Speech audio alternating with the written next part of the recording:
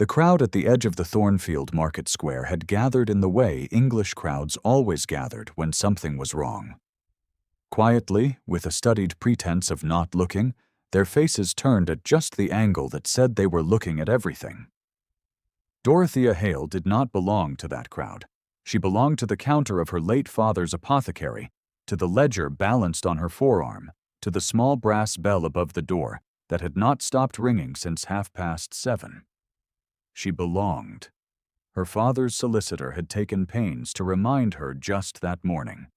To the mercy of her cousin Percival Hale, who had inherited the shop, the building, the premises, and the 7-year lease attached to all of them, and who had every intention of converting the apothecary into a counting house before Michaelmas. Dorothea had thanked Mr. Edgeworth for his time, folded the letter, and returned to grinding dried valerian root. She did not look up when the bell rang at 11:30. She did not look up when a silence fell over the two customers browsing near the window, a silence of the particular variety that meant someone unexpected had entered. She had learned in the 6 months since her father's death that unexpected visitors in an apothecary generally meant someone's wife had gone into labor early, or someone's child had swallowed something alarming. She set down her pestle. The man standing in the doorway was neither of those things. He was tall, which she registered first because tall men had to duck beneath the carved lintel her father had installed in 1801. He ducked. His coat was wrong. That was what she registered second. The coat was cut for a gentleman but worn for something else entirely, a garment that had been expensive once and now carried the evidence of roads, of ditches, of weather, of the kind of time that does not pass in drawing rooms. His boots were not much better. His face was angular and brown from the sun, and there was a scar at his jaw she did not try not to notice, because she had been trained by a man who believed that noticing was the first obligation of any useful person. "I have something that belongs, I believe, to the young woman at this counter," the man said. His voice was level. It was the voice of a man accustomed to speaking and being heard, or of a man who had once been accustomed to it and had not forgotten how. Dorothea did not recognize him. She was quite certain she had never met him.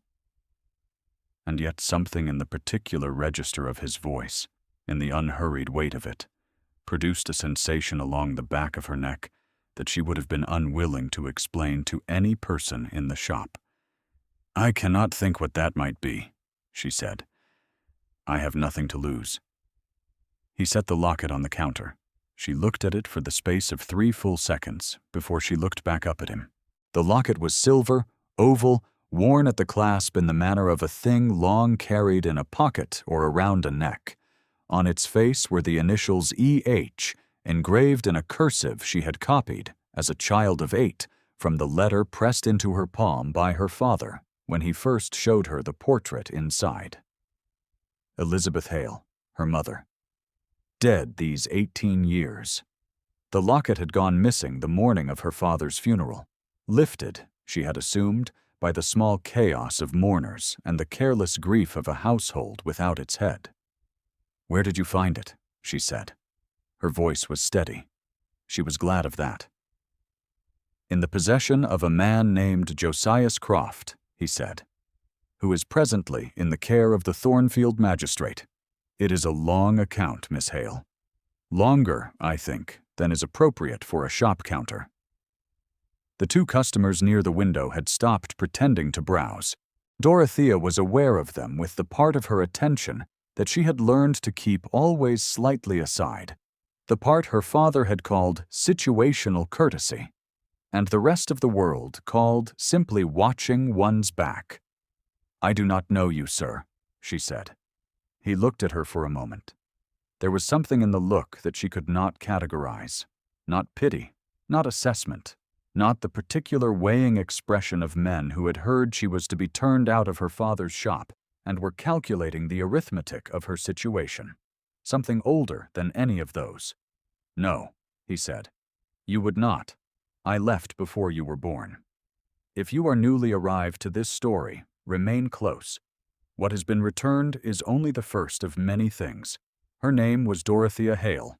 She was 23 years old, the daughter of a respected apothecary who had served the town of Thornfield and the surrounding countryside for 31 years, and she had been managing the shop alone since the first week of her father's illness, 8 months before his death in February. She was considered, by the town's informal tribunal of opinion, to be capable, which was the word used when people meant to say they found the situation unfortunate, but could not help admiring the management of it. She was also considered, by the same tribunal, to be without prospects, which was the word used when people meant to say she was 23 and unmarried and would soon be without a shop. And the arithmetic of all of those things together was not cheerful. She was not without prospects, she had decided.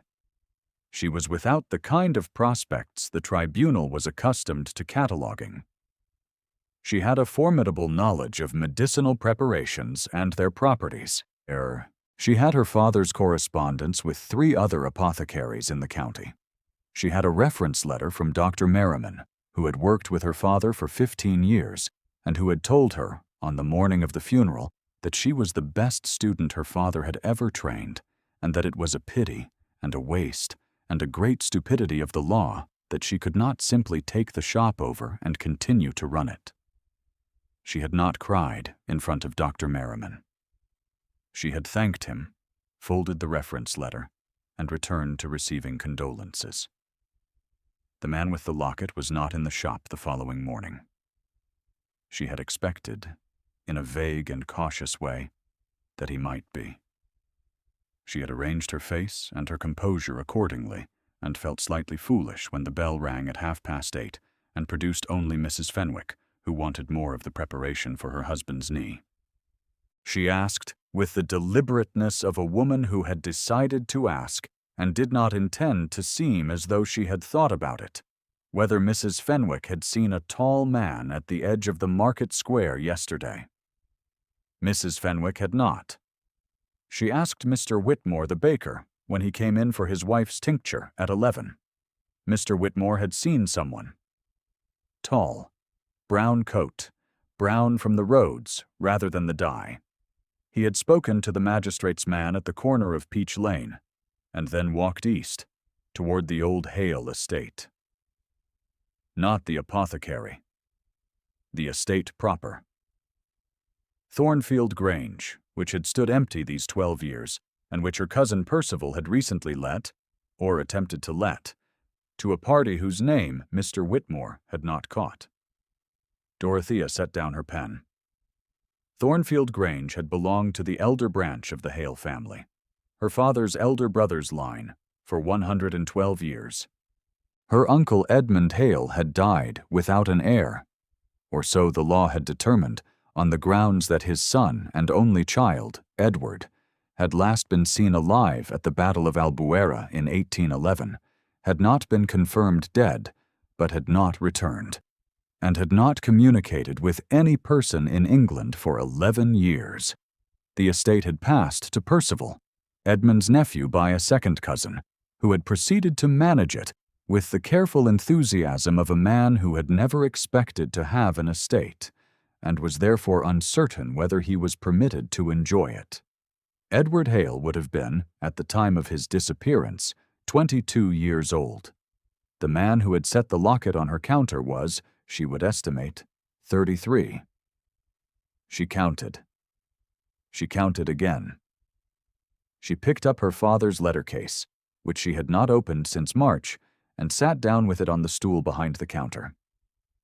Inside, among the receipts and correspondence, she found what she had half known she would find: a letter, sealed, dated the 15th of November, 1811, addressed in her father's careful hand to Edmund Hale, Thornfield Grange. Unopened. Her uncle Edmund had died in December of that year, before the letter arrived, and the letter had been returned. Her father had never spoken of it.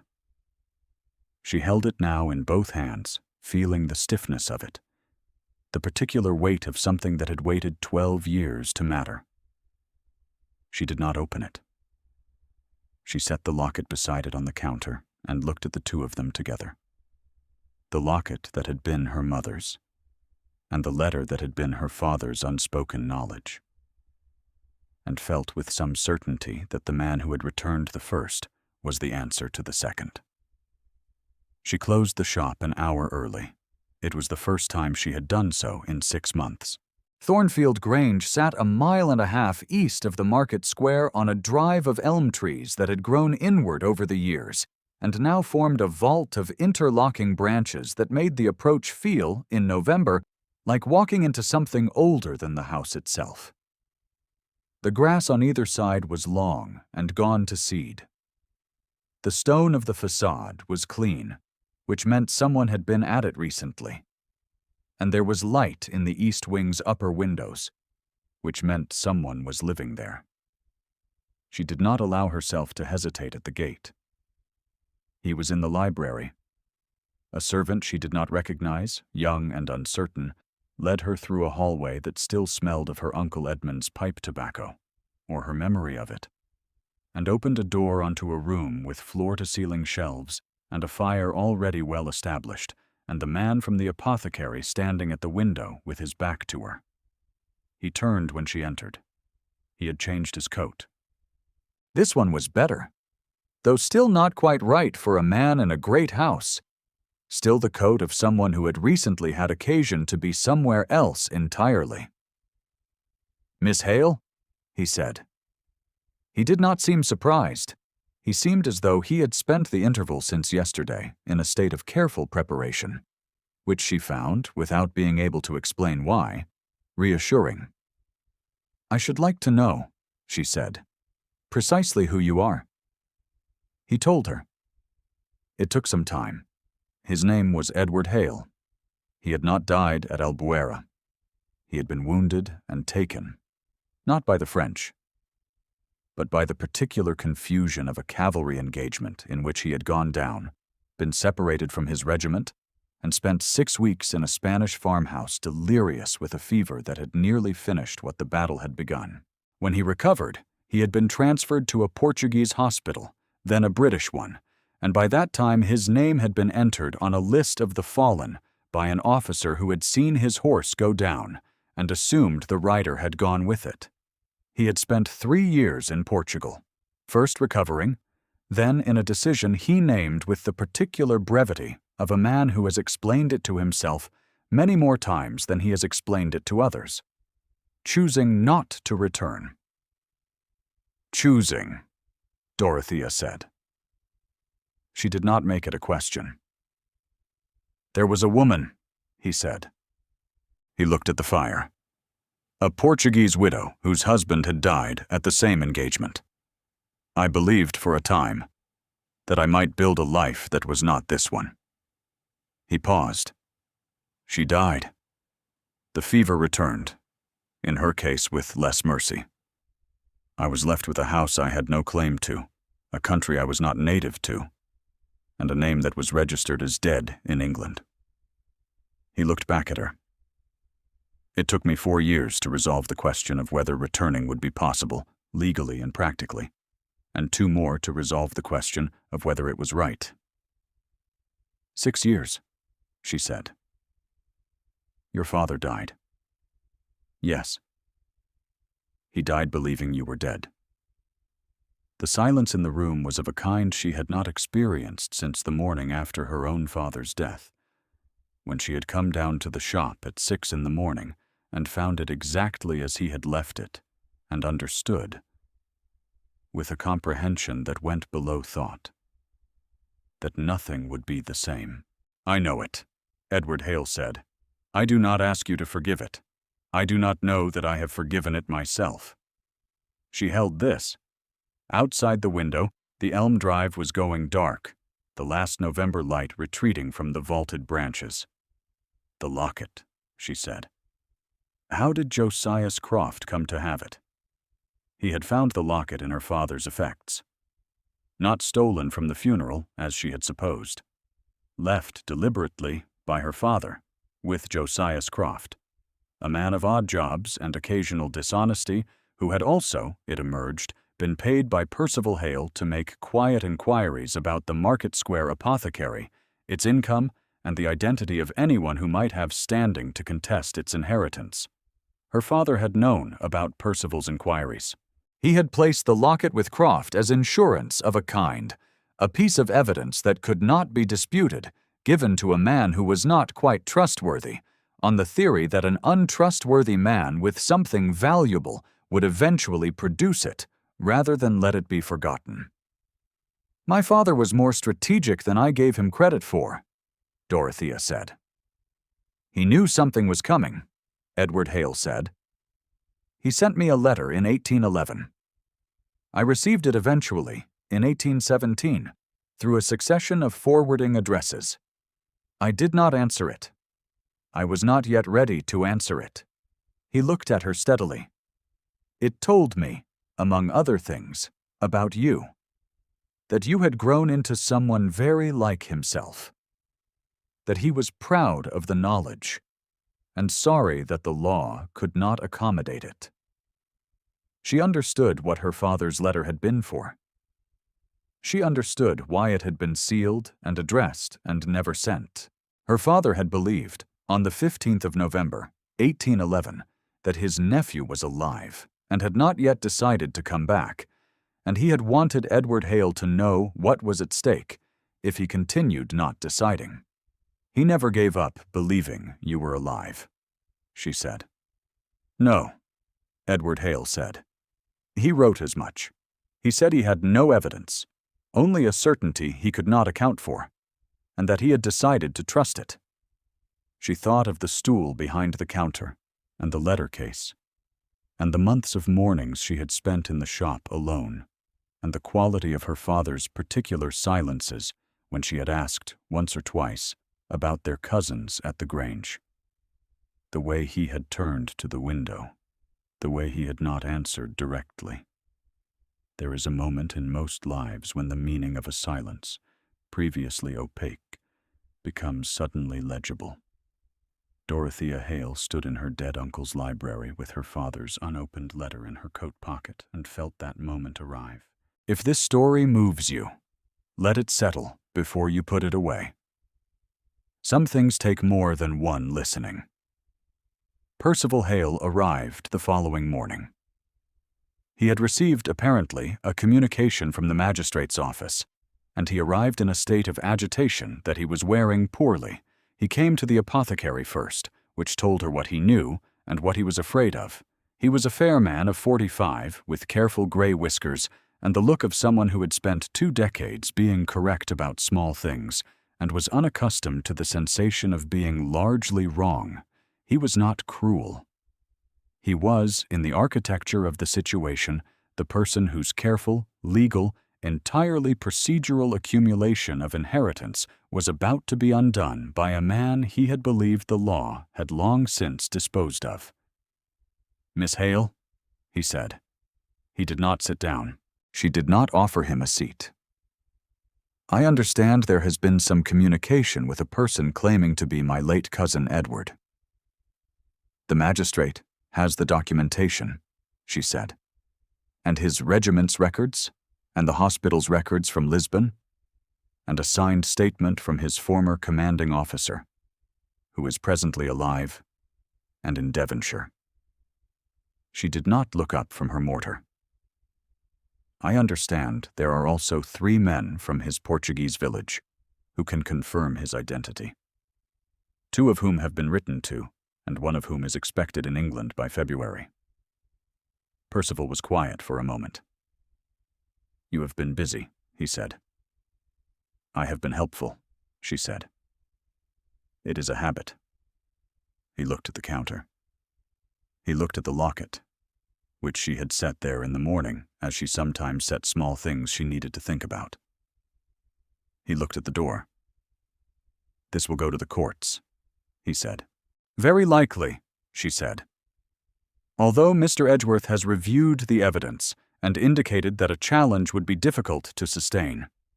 You might ask him yourself." He is, I believe, already at Thornfield Grange." Percival left.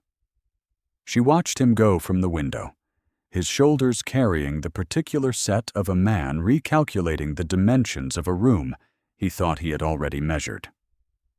She did not feel triumph. She had been trained by a man who held that the dispensation of accurate information was an act of care, and that care did not require the accompanying emotion of satisfaction at another person's discomfort. She felt something quieter and more durable. The world was in the process of correcting a misapprehension, and that she had been useful to the correction. Edward Hale came to the apothecary that afternoon. He came alone, and he did not announce himself, and he stood for a moment just inside the door, looking at the shelves, which were her father's shelves, arranged in her father's order. The handwriting on the labels still her father's handwriting in the places where the labels had not worn through. "He never changed it," Edward Hale said. "No," she said. "He said it worked." He moved along the shelves slowly, not touching, reading the labels with the attention of a man who has been away a long time and is accounting for what has remained. She watched him do it. She watched the set of his shoulders, which carried something she had been trying to name since the first morning. Something that was not grief exactly, and not relief exactly, and was perhaps the particular weight of a man who has been carrying a decision for 11 years, and has finally set it down, and is not yet sure what to do with his hands. "Miss Hale," he said. He did not turn. "I am in need of advice." "What kind of advice?" "The practical kind." He turned. "The kind that does not require the giving of assurances I am not yet in a position to give." He paused. "The estate is in considerable disorder. I have been away 11 years. The accounts, the tenancies, the repairs, the correspondence with the county offices, the considerable list of things Percival managed competently, if without particular interest, and which I now must manage instead. I have expertise in cavalry tactics and Portuguese wine and field medicine, none of which are directly applicable. My father managed the accounts of 4 other properties in the county for 16 years, she said, in addition to his own. Yes, Edward Hale said. He wrote to me about that as well. The silence was of a different kind than the one in the library. She could feel the shape of what was not being said, the way she sometimes felt the particular density of a preparation that was not quite right and needed one more element before it would hold together. "You are not asking me for advice," she said. "No," he said. "I am not." He looked at her steadily. The scar at his jaw was more visible in the afternoon light, and she noted the precise angle of it, the way it crossed the edge of the bone and did not quite reach the ear. "I am attempting to determine whether I am permitted to ask for something else, and whether it would be in any way welcome." "That depends entirely on what it is." "I should like," he said, "to understand your situation fully before I say anything that might be construed as taking advantage of it." She set down her pen. This was a kind of care she had not expected, and found, in consequence, more disarming than any declaration would have been. "My situation," she said carefully, "is as follows. I will be required to leave this premises by Michaelmas, under the terms of my cousin Percival's inheritance, unless that inheritance is significantly altered. I have a reference letter from Dr. Merriman, and a considerable knowledge of medicinal preparations and no income. I have been managing this shop for 8 months without assistance and without complaint, and I intend to continue managing whatever is required of me, wherever I am required to manage it, because that is what my father raised me to do, and I have found no compelling reason to alter the habit." He listened to all of this. He had the quality, she noticed, of listening in a way that did not require him to arrange his own response while the other person was still speaking. a quality rarer than it should have been. "Your father's letter," he said. "May I ask what it contained?" "I have not opened it." He looked at her. "He addressed it to your father," she said. "Not to me." He said nothing for a moment. Then, "He would have addressed it to you, I think, if he had known you." The afternoon light was going thin. Outside the window, the market square was in its quiet late November business, the stallholders beginning to put away their canopies, the last customers moving through with the particular purposefulness of people who have delayed longer than they intended. "I have been back 3 weeks," Edward Hale said. "I intend to remain. The estate is mine, legally and I hope in time, morally. I am not asking you to believe, on the basis of 3 weeks, that I have fully accounted for all 11 years of absence. I have not." He looked at his hands, then back at her. "I am asking whether, on the basis of 3 weeks, you are willing to allow me the time to make a more complete accounting." "That is a very careful way of asking something," she said. "I am a very careful man," he said. "Or I have become one.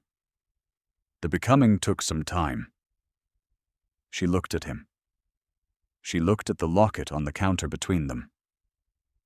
"There is a particular preparation," she said, "for wounds that have been incorrectly closed and need to be reopened before they will heal properly.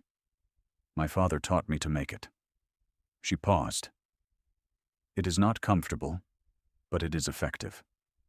Something shifted in his expression. Not quite a smile. Something more considered than that, and more rare. "I had heard," he said, "that his daughter had his gift for the well-placed observation." "From whom?"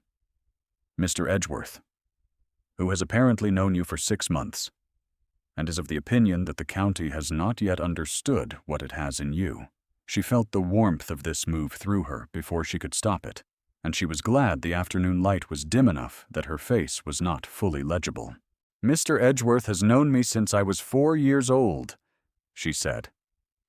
"He is not unbiased." "No," Edward Hale said. "But the unbiased often miss the most important things." She opened the letter that evening. She sat at the counter after she had locked the door and lit a single candle, and drew her father's seal apart with the care she would have used for a preparation she had not made before, attentive to what was inside and what it required. Her father had written, in his careful apothecary's hand, that he believed Edward Hale to be alive. He had written that he did not know if this letter would find him, and that he suspected it would not reach him in time to matter, but that he intended to write it regardless, because the act of the writing was its own kind of testimony. He had written about the shop, about Thornfield, about the 7 years that had passed since Albuera. And then, near the end, he had written, "I have a daughter. She is not what the world will make of her." Which is to say, she is more than what the world will make of her, which is the condition of most of the people I have admired. If you come home, I hope you will know her. I think you would be better for it. I believe, on no evidence I can adequately defend, that she would be better for it as well.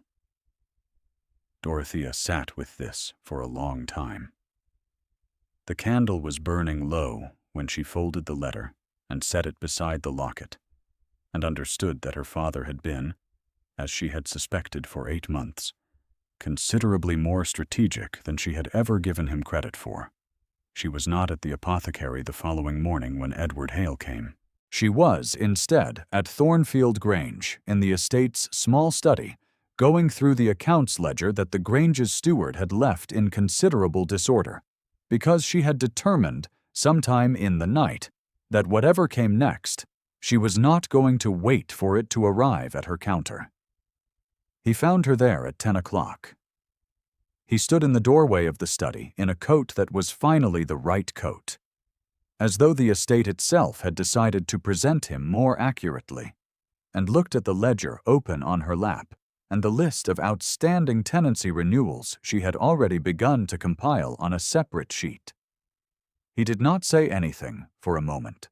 "The Croft estate owes 3 years of boundary rental," she said, without looking up. "The amount is not large, but the principal is." She turned a page. "The Eastfield wall came down in the storm of 1819 and has not been properly rebuilt, which will matter considerably when lambing begins. I have found a note from the previous steward indicating he intended to see to it in the spring of 1821, but no record of it being done." "Miss Hale," he said, "and the Peregrine allotment on the north side of the wood appears to have been let at the old rate without renewal, which means if anyone in the family were to look at the figures carefully, they would find approximately £40 per year that is not accounted for." "Dorothea," he said. She looked up. He had said her name with the particular weight of a man who has been waiting to use it and chose the moment with care. The fire in the study grate was well made. Someone having understood that November in an old house was not a matter of aesthetics, but of survival. And the light from it moved across the left side of his face, catching the scar at his jaw, the lines at the corners of his eyes that 11 years of weather and consequence had put there. "I would like," he said, "to ask you something that is not careful."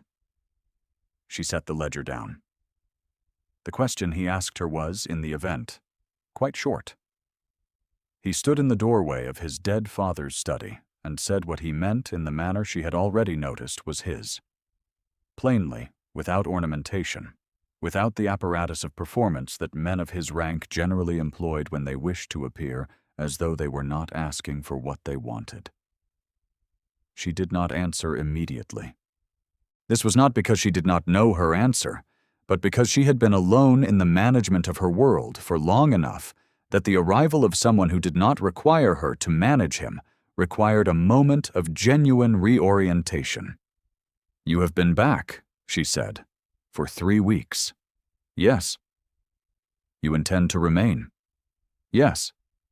"You have an estate in considerable disorder, a legal challenge to your inheritance that will take until at least the spring to fully resolve, and 11 years of consequence you have not yet fully accounted for." "Also yes." She looked at him. She looked at the ledger. She looked at the locket, which she had put in her coat pocket that morning, and which she was aware of now the way she was always aware of things that had belonged to her mother, carrying that familiar warmth, that specific gravity, that reliable weight. "Then I suggest," she said, "that you begin by accounting for the Eastfield wall, and we will address the rest in sequence." The smile that crossed his face then was complete and unguarded, the first fully unguarded thing she had seen from him, and she noted it with the part of her attention that was always, helplessly, noticing.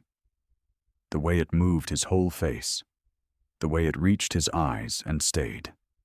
"In sequence," he said. "Yes." She returned to the ledger. He crossed the room and sat in the chair across from her, and drew the estate correspondence toward himself, and began to read through it with the particular attention of a man who has been absent and knows he must account for everything. And the study settled into the specific quiet of 2 people working side by side at a problem neither of them would be able to solve alone, and the fire held, and the morning went on. Percival Hale's solicitor submitted a formal challenge to the registration of Edward Hale's claim in the 2nd week of December. The challenge was heard by a county magistrate, then referred to a London court, then returned to the county with a summary that occupied 4 pages and concluded, in its last paragraph, that the claim was fully substantiated and the estate's registration could not be contested on any of the grounds Percival had advanced. Percival received this news with a composure that surprised her, and was not, on reflection, surprising. He was a man of order and correct procedure, and the order and the correct procedure had, in this case, delivered a verdict he did not like. He came to the apothecary 2 days after Christmas and set a package on the counter.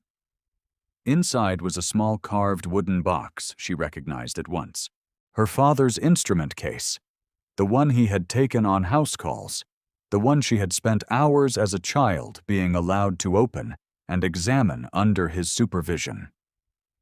Percival had had it from the estate's effects.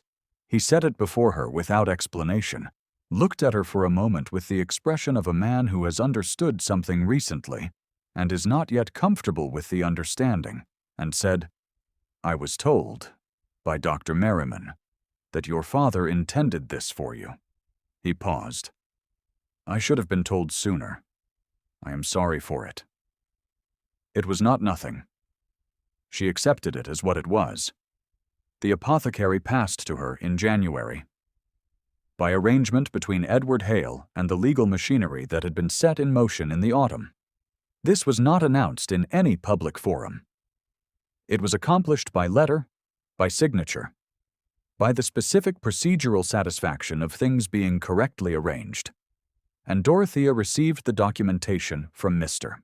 Edgeworth on a Thursday morning and sat with it for a full quarter of an hour before she allowed herself to understand that the counter beneath her hands and the shelves behind her and the brass bell above the door were hers. They were not the thing she had not yet allowed herself to understand. The apothecary was the most comprehensible of the arrangements, the one with the clearest legal shape, the one she had been prepared to receive. The other thing she held more carefully. Edward Hale came to the shop on a Thursday evening in February. He came as he had begun to come, with the regularity of a man who has determined a course of action and does not deviate from it. And he brought with him nothing except himself and the particular quality of attention he gave to whatever room she was in. He had accounted, in the month since November, for a great many things. The Eastfield wall had been rebuilt. The tenancy renewals had been renegotiated. The accounts were in order. He had written to 3 men in Portugal, whose names she had heard him speak aloud with the care of someone who keeps a debt carefully and pays it when he can. He had sat in the study with her for enough hours that she had learned the particular texture of his silences. The working silences, the thinking silences, the silences of a man who was deciding something and had decided to decide it properly. He set a letter on the counter between them. "From the Portuguese consul," he said. "The legal transfer of the small property in Porto is complete. There is nothing outstanding." He paused. "There is nothing outstanding in England either, that I know of. There may be things I do not yet know of. I would ask you to tell me when you find them." She looked at him. "That is not an accounting," she said. "That is a request." "Yes," he said. "It is both." The shop was quiet around them, the last light going out of the square beyond the window.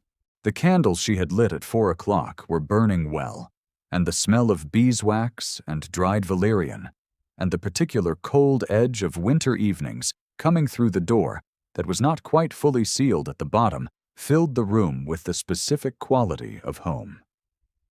"I have been thinking," Dorothea said, "about what my father wrote." "What did he write?" She looked at the locket, which sat on the counter as it had sat there on the first morning, returned to its place. "He wrote that he believed you would be better for knowing me." She paused. "He wrote that he believed I would be better for knowing you." She paused again. "I have been considering the evidence available."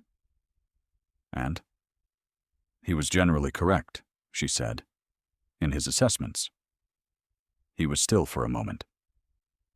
Then he came around the counter, which was not a thing that had been done in the preceding 4 months, which was a thing she was aware of with the full catalogue of her senses. The warmth of him, the sound of the floor under his boots, the particular quality of the air in the small space between them. "Dorothea," he said. Her name in his voice had taken on, over the months, its own quality of familiarity. The syllables shaped by repetition into something that had a different weight, than any name had a right to have. She turned and looked at him. The moment that followed was as quiet as the room, and as warm, and as complete. What was exchanged there was not the elaborate machinery of formal courtship.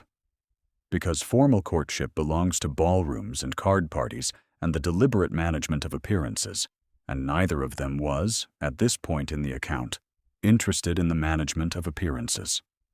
What was exchanged was simpler and older. Two people, standing close together in a candlelit room, choosing each other with the full knowledge of what had been lost on the way to the choosing. He held her hand. She let him. For a long moment, neither of them moved.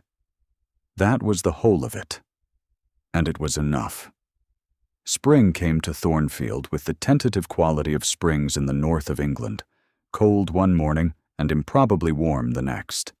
The elm drive at the Grange producing its leaves with the reluctant decorum of something that has been persuaded rather than convinced. Dorothea walked the drive on the first warm morning of March with her father's instrument case under her arm, because she had received a request from the Grange's newest tenant family that their youngest child had developed a cough that concerned them, and because this was what she did, and would continue to do, regardless of what other arrangements were put in place around her. Edward Hale walked beside her. He had the habit, she had learned, of being where she was. Not obtrusively. Not in a manner that required acknowledgement or accommodation. Simply present, the way the elm trees were present, the way the air was present, the way the particular quality of February becoming March was present. He had been back 5 months. It felt, in the way of some things, considerably longer, and in the way of others, like a length of time she had not yet had the chance to properly measure. "There is a matter," she said, "that has not been formally addressed." "Only one?" he said. There was the quality in his voice she was now accustomed to. It carried the quiet amusement that did not give itself away entirely. "Several," she amended, "but this one first." She did not look at him. She looked at the drive, at the new leaves making their tentative appearances in the vaulted branches. "The apothecary is mine. The arrangement is legal and documented, and Mr. Edgeworth has 2 copies of it. I have every intention of running it for as long as I am capable of running it, which I expect to be a considerable time." "Yes," he said. "I am also," she said, "prepared to assist with the estate accounts, and with the correspondence, and with whatever else requires the kind of management that does not appear in the formal ledger, because I find I am suited to it, and because it wants doing." She paused. "I am not prepared to do any of this in the capacity of someone who is managing something that is not hers." He stopped walking. She stopped beside him. "That," he said, "is the matter I have been waiting for you to address." She looked at him. He was looking at her with the particular quality of attention she had been learning, all these months, to receive without deflecting. A steady, specific regard, without performance or ornamentation, that saw what was there and did not require it to be anything else. "Then address it," she said. He did. He addressed it in the manner of a man who has thought carefully about what he wanted to say and decided that the most efficient path was the most direct one. He said, standing in the elm drive at Thornfield Grange on a morning when the first reasonable warmth of the season had finally arrived, with the stone facade of the house visible through the trees behind him and the sound of the town's clock just audible at the correct distance, that he had spent 11 years building a life in the wrong country, and that since returning he had come to the conclusion that the shape of a life was largely determined by the company in which it was lived, and that he had found the company he wanted. He said her name. He said it once, plainly, the way he had always said it. She did not make him wait for her answer. The town of Thornfield had a great deal to say about all of it, in the cheerful and slightly possessive way of small towns when a large event occurs within their boundaries. They discussed the returned heir and the apothecary's daughter and the peculiarity of a locket and a 12-year-old letter and a man thought dead for 11 years, and they discussed it with the particular warmth of people who have decided, collectively, to be glad about a thing.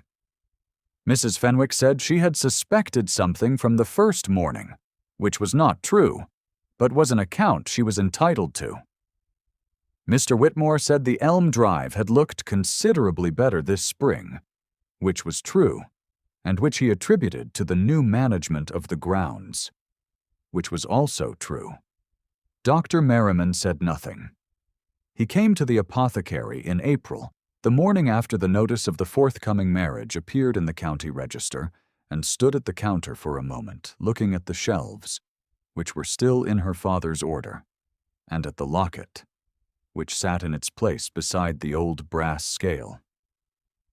"He would have been very pleased," he said. "I know," she said. He nodded. He picked up the preparation she had made for his wife's constitution, left the correct payment on the counter, and went out. The bell above the door rang once, and was still. She stood for a moment in the quiet. The locket was warm under her fingers when she picked it up, the silver worn smooth at the clasp. Her mother's initials turned toward the light. She held it the way she held things that had been important for a long time, with the full weight of the hand, making no effort to hold lightly. Outside, the square was going about its ordinary business. Inside, the shelves held everything they had always held, and the candles were lit, and the fire in the small back room was burning steadily. And the bell above the door waited for the next arrival. Edward Hale came through it at 10:30. He ducked under the carved lintel as he always did. He looked at her across the counter as he had looked at her on the first morning, with the same quality of attention, the same steadiness, except that it was no longer withheld, no longer deniable, no longer carrying the weight of things neither of them had yet found the language for. He said nothing. She said nothing. The morning held, and the shop held, and the elm trees at the grange were putting out their leaves in earnest now. The whole drive green and vaulted and continuous, and the locket in her hand caught the light from the window and held it, warm and silver and present, as it had always been. Thank you for staying until the end. If this story moved you, leave a word below.